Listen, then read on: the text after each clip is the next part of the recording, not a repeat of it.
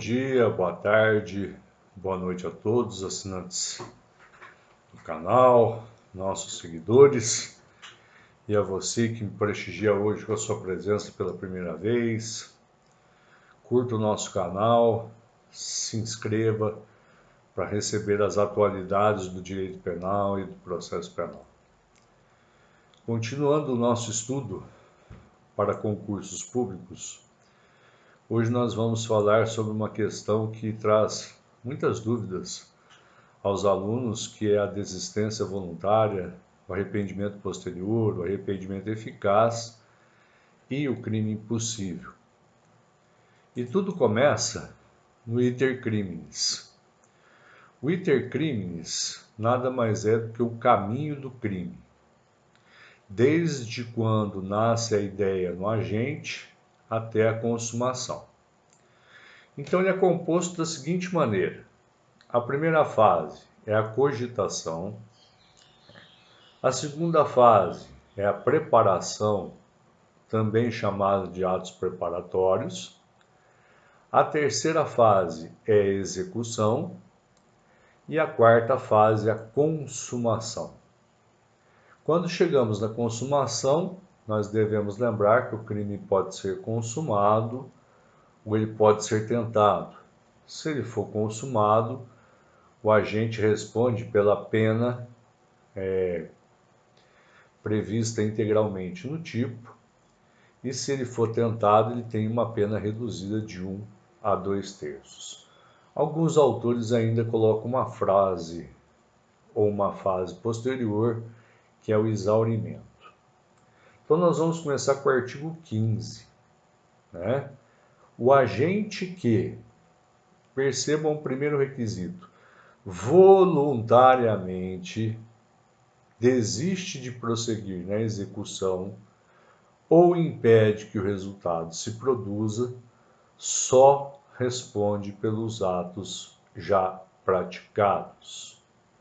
É o caso de tentativa abandonada, que por razões de política criminal, segundo alguns autores, segundo von List, é uma ponte de ouro que permite o agente retroceder.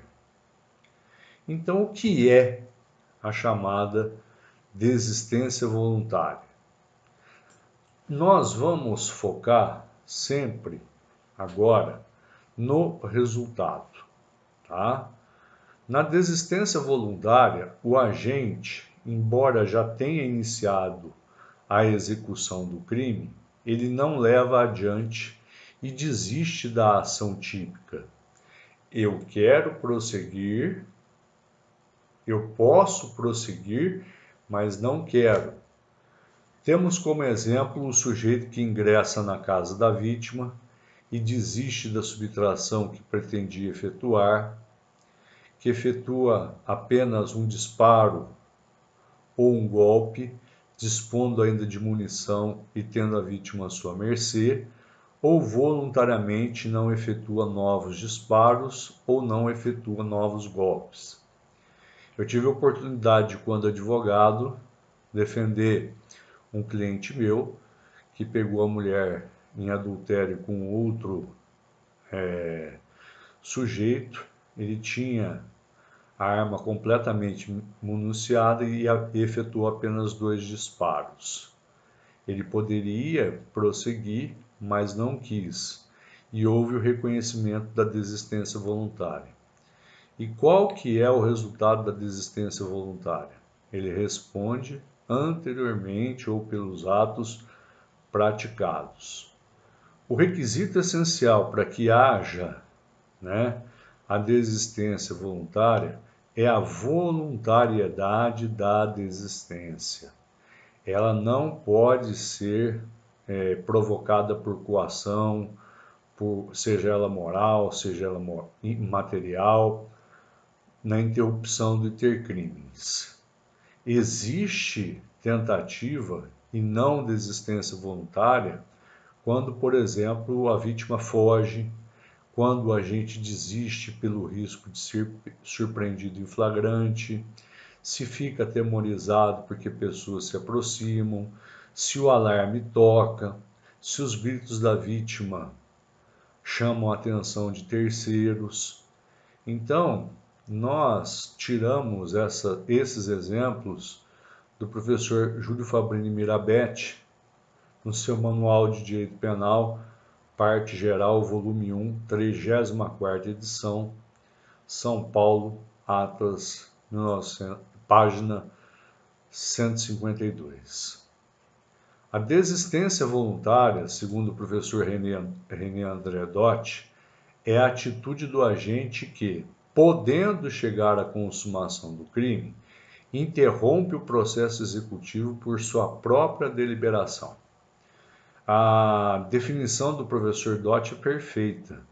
Ele pode chegar à consumação do crime e interrompe o processo executivo por sua própria liberação.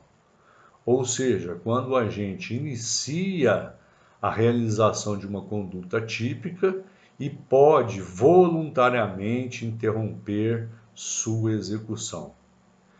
César Roberto Bittencourt.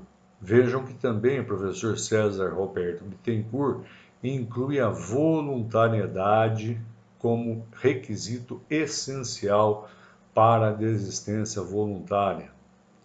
Em outras palavras, segundo o professor Rogério Sanches Cunha, o agente voluntariamente, de novo requisito voluntário, abandona o seu intento durante a realização dos atos executórios. É que eu explico para os meus alunos. Eu tenho a execução do crime. Eu posso prosseguir na execução do crime, mas eu não quero. Então, esse é o requisito da desistência voluntária.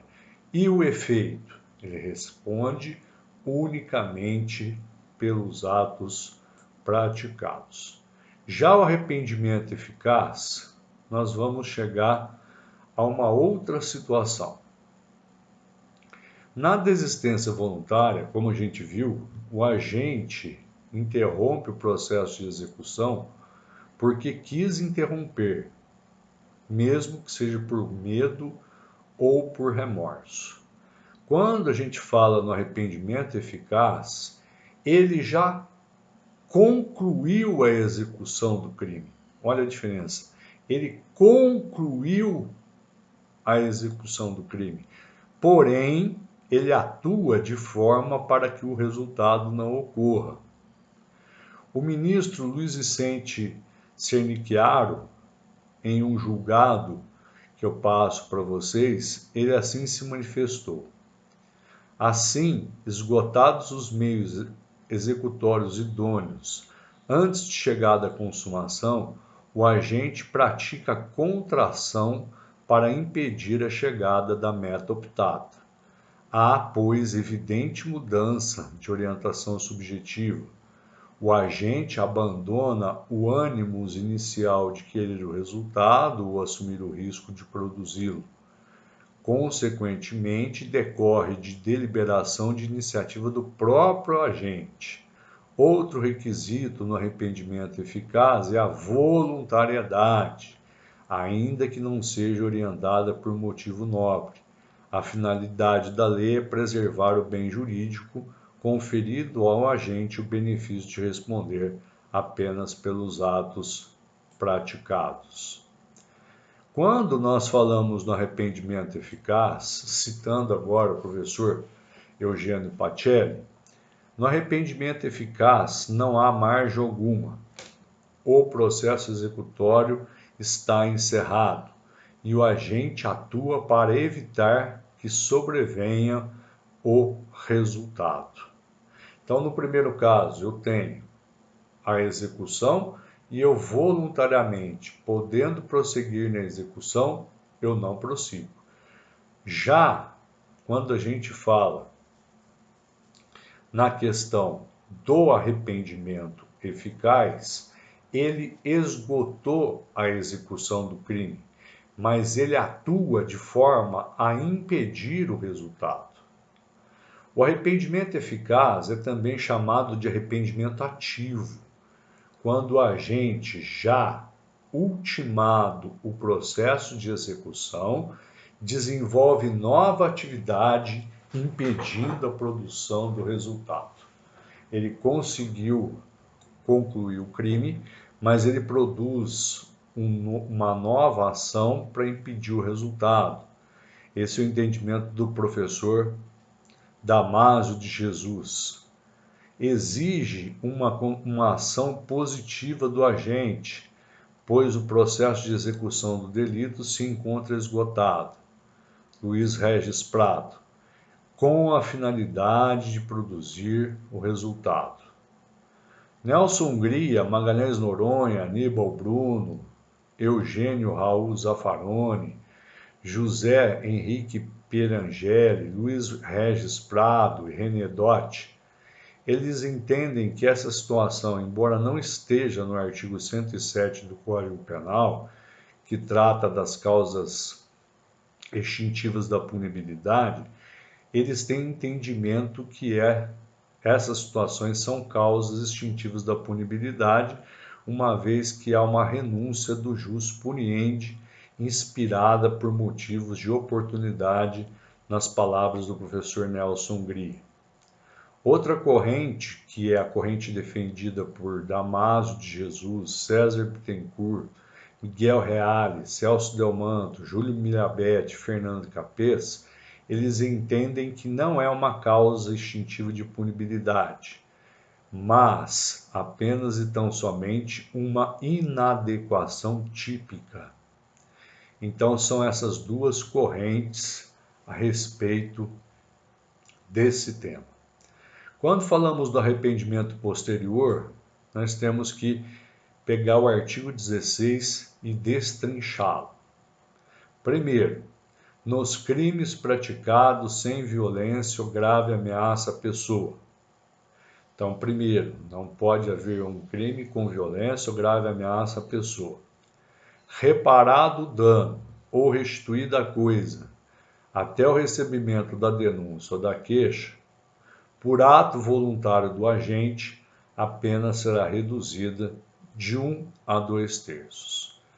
O arrependimento posterior, então, é uma causa genérica de diminuição de pena e na terceira etapa da fixação da pena ela deve ser considerada. E os requisitos são: primeiro, crime praticado sem violência ou grave ameaça à pessoa. Segundo, reparação do dano ou restituição da coisa. Terceiro, o ato tem que ser voluntário do agente.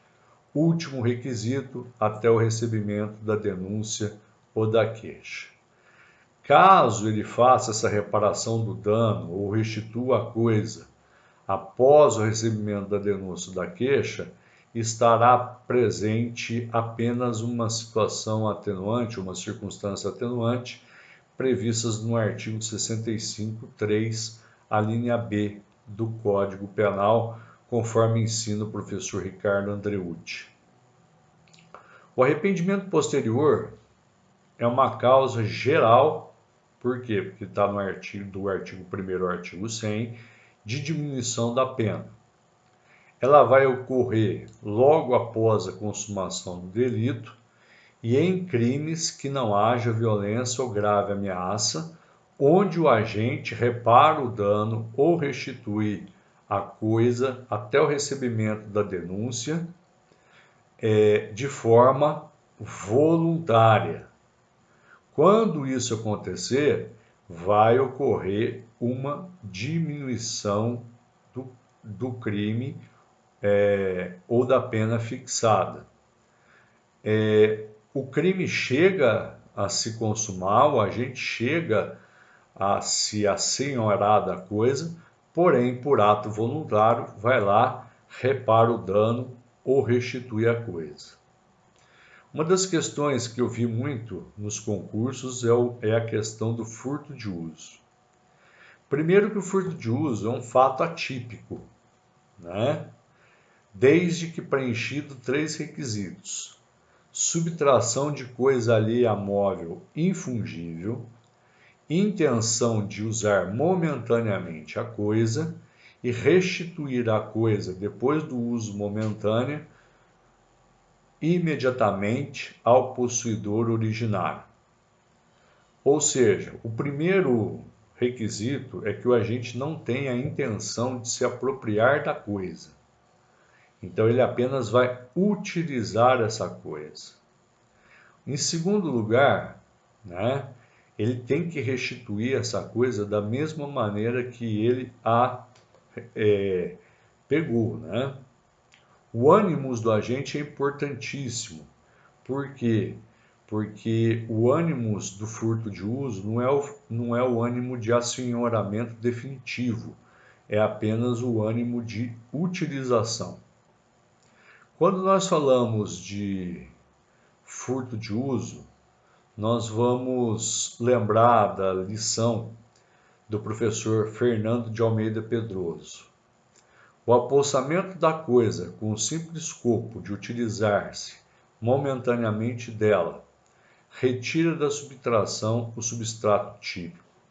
A conduta praticada nessas condições não encontra descortino junto à figura delituosa entalhada no artigo 155 do Código Penal. Para que o furto de uso possa ser configurado, é imprescindível que o uso da coisa subtraída seja imediato e momentâneo, e que ela seja incontinente restituída ao dono in loco e integre. Sob essa matriz, se a res não é logo usada ou não é restituída em lugar acessível, deixa de emoldurar-se a situação atípica do uso. Quando falamos do furto de uso, é bom lembrarmos, primeiro, ele utiliza a coisa momentaneamente, sem a intenção de assenhoramento definitivo. Segundo, a restituição deve ser espontânea e após curto espaço de tempo. Se a devolução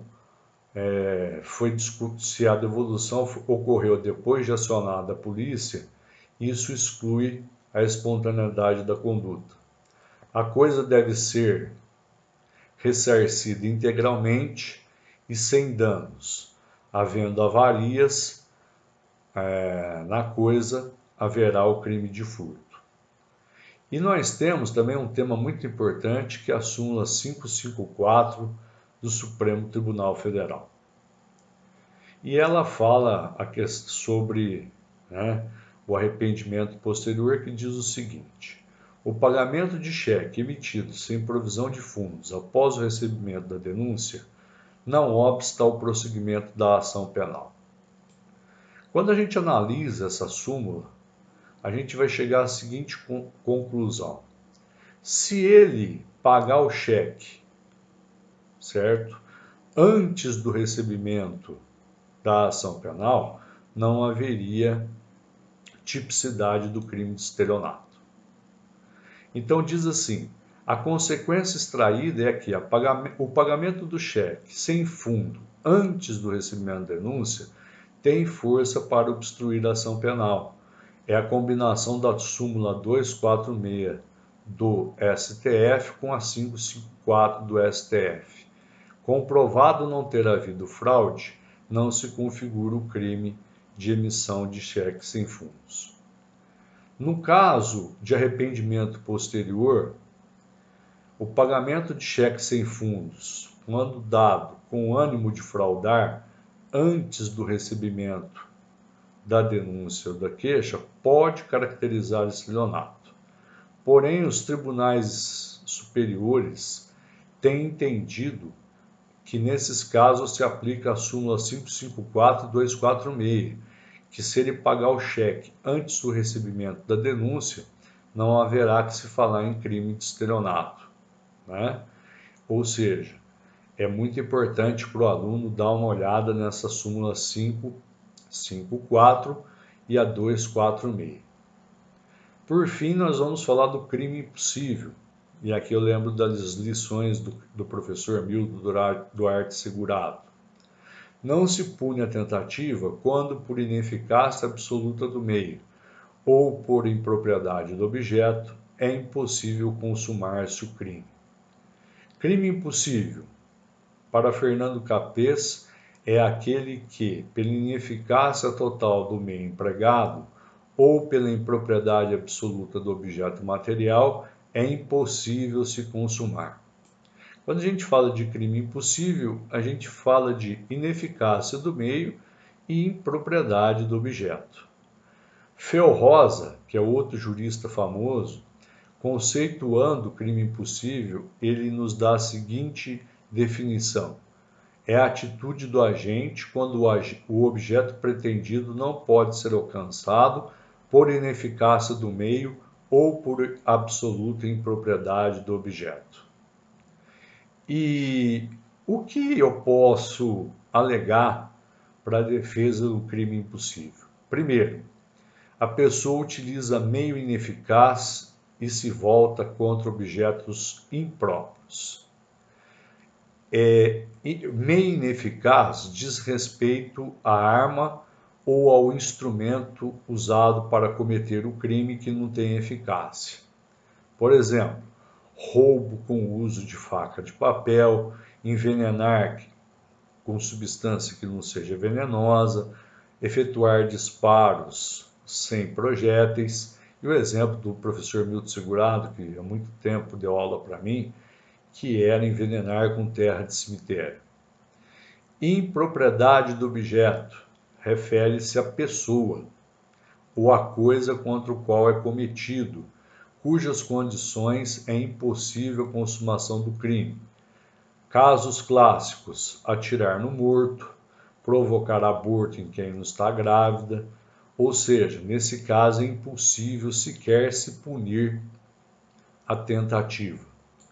Crime impossível é chamado na doutrina de tentativa inidônea, tentativa inadequada, quase crime ou quase morte. É aquele ato que jamais poderia ter sido consumado em razão da ineficácia absoluta do meio empregado ou da impropriedade absoluta. Outro autor famoso, o professor Miguel Reale Jr., diz o seguinte: no crime tentado, a consumação deixa de ocorrer pela interferência de causa alheia à vontade do agente. No crime impossível, aqui a observação pontual do professor Reale, é impossível a consumação.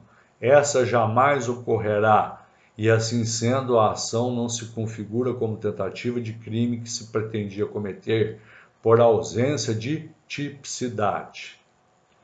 Uma preciosa observação também do professor Guilherme de Souza Nucci é a seguinte: adota-se no Brasil a teoria objetiva, ou seja, leva-se em conta para punir a tentativa o risco objetivo que o bem jurídico corre. No caso de crime impossível, o bem jurídico não sofreu risco algum, porque o meio é ineficaz, seja porque o objeto é inteiramente impróprio, daí porque não há punição. Um dos casos que mais cai num exemplo ou no crime da ordem é a possível prática do crime ou da hipótese de flagrante provocado, no qual alguém estimula a prática de um crime, preparando-se para impedir a consumação e prender o autor da conduta. O professor Nelson Hungria, e aqui Nelson Hungria cita um exemplo bem antigo, o proprietário da casa de modas, desconfiado da probidade de uma de suas empregadas, encarregou-a de selecionar um sortimento de aigrettes, deixando-as a sós entregue a tal serviço, num dos cômodos da loja, ao mesmo tempo que punha a espreitá-la um agente da polícia previamente chamada, o qual pôde surpreendê-la no ato de esconder no seio alguma das penas da garça. Nelson Hungria, Comentários ao Código Penal, página 106. Nesse exemplo do professor Nelson Hungria, está configurado o flagrante provocado, uma espécie de crime impossível, chamado também de crime de ensaio ou crime impossível por obra do agente provocador. Nós temos essa situação já pacificada no artigo 145 do Supremo. Não há crime quando a preparação do flagrante pela polícia torna-se impossível sua consumação. Um outro julgado sobre crime impossível, esse muito interessante, do Tribunal de Justiça do Mato Grosso, diz o seguinte: crime impossível, furto, ausência de bens a subtrair, execução inidônea, inidoneidade absoluta do objeto, caracterização da conduta atípica, recurso provido. Restando-se comprovada a impropriedade absoluta do objeto, não há que se falar em tentativa, mas sim em crime impossível. Inteligência do artigo 17 do Código Penal, Tribunal de Justiça do Mato Grosso, relator Dr. Adilson Polegato de Freitas, Primeira Câmara Criminal, recurso criminal 10049/2006, comarca de Tangará da Serra. E um dos temas que eu sempre discuto com os meus alunos e que me levou também a alegar em alguns casos a ocorrência do crime impossível é a situação do supermercado.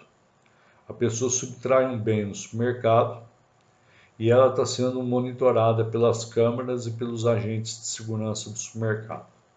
E de repente ela subtrai, por exemplo, um objeto. Ela está sendo monitorada por todas as câmeras e quando ela não passa no caixa, ela é detida pelos seguranças. Eu aleguei a ocorrência de crime impossível e formei minha convicção pela absoluta impropriedade do objeto em razão da vigilância. Em primeira instância foi acolhida minha tese, porém o tribunal entendeu que se tratava de tentativa. Jurisprudência é essa que hoje é adotada nesses casos. Tá? Espero que vocês tenham apreciado a aula, espero que vocês tenham gostado dos temas. É um resumo bem rápido para aqueles que vão prestar exame de ordem, que vão prestar concursos públicos, trazendo os temas mais que ficaram para trás, que tiveram no começo do curso, para aclarar, para que na prova possam ir bem, possam responder bem essas perguntas. Agradeço a atenção de todos, que Jesus proteja e abençoe a família de todos vocês e nós nos encontramos na nossa próxima aula. Grande beijo no coração de cada um de vocês.